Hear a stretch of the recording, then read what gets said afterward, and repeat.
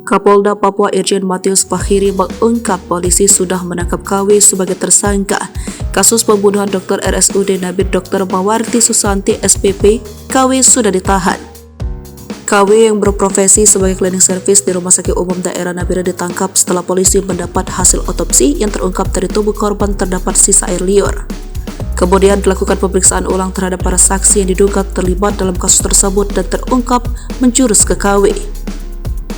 Dari hasil pemeriksaan, KW mengaku bila dirinya yang melakukan pembunuhan karena sakit hati akibat honor COVID-19 dipotong, kata Kapolda Fakhiri di Jayapura, seperti dilansir Antara Rabu 29 Maret 2023. Dikatakan saat ini penyidik masih terus mendalami untuk mengungkap apakah ada tersangka lainnya atau tidak. Penyidik juga sudah menemukan HP yang disembunyikan tersangka di salah satu ruang di Rumah Sakit Umum Daerah Nabire.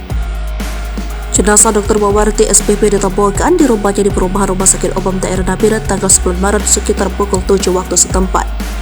Tercatat 68 saksi dimintai keterangan penyidik di Polres Nabire, tambah Kapolda Papua Irjen Pol Fakhiri.